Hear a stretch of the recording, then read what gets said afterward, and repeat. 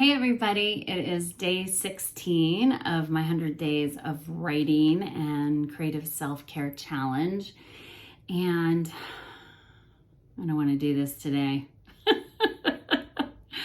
I just had a long day. I'm tired. But here we go. All right, because we're doing a challenge. I hear a dog at the door. There's a dog entering. Well, hi, Sydney.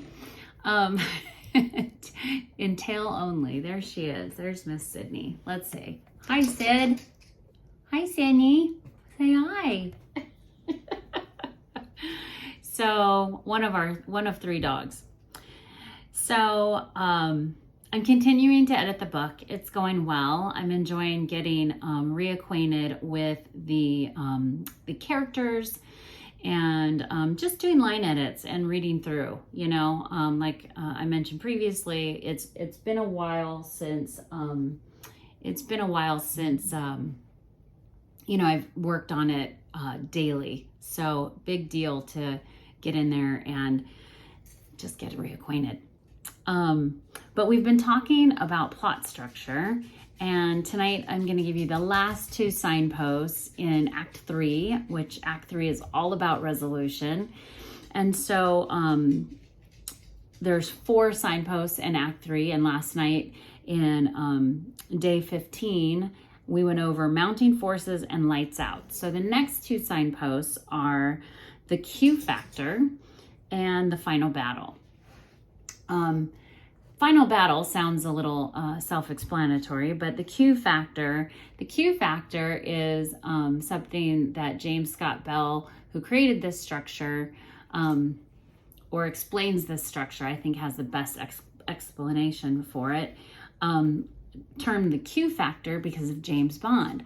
When James Bond gets in a real, towards a battle, when the conflict is at its peak, he uses something that Q gave him. The car, the watch, there's something in his shoe, laser beams on sharks. It could be anything. But so there's a Q factor. So it's something, this signpost is usually right before or right after lights out. So it could come before lights out, which is kind of our darkest night of the soul moment when, the conflict's most at its peak, or it could come right after. So considering that in this scenario, we're going to do it right after, the Q factor is something that helps our character summon, it gives them more morale, or it helps them summon physical courage to continue to face the ultimate test, right? It gives them that oomph that they need, an emotional jolt.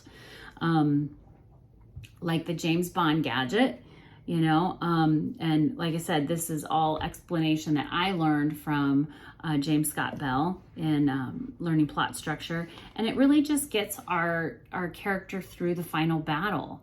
It gives them that power within, gives them that jolt.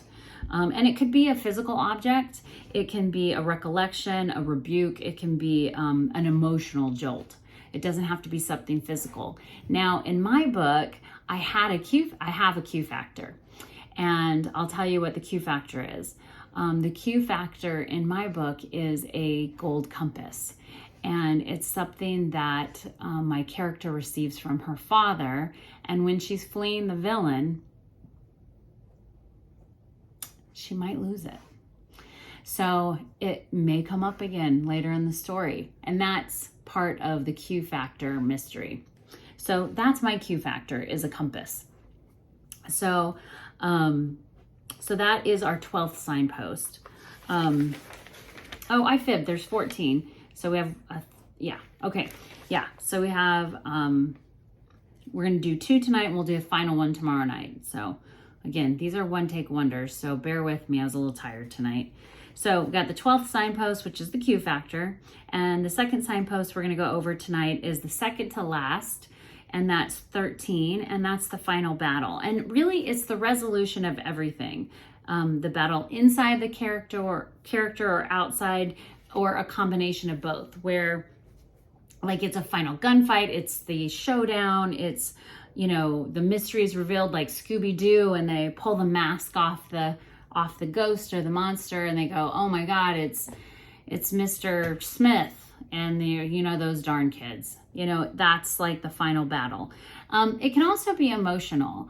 And James Scott Bell pointed out, like in the end of Gone with the Wind, it's ambiguous. It's just an emotional, like, final battle.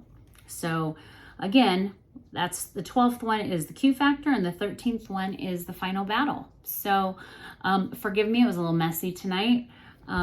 I know I'm doing these more for myself than anything else. So if you are sitting along with me, thanks for bearing with me. And I hope you're getting a little something out of it.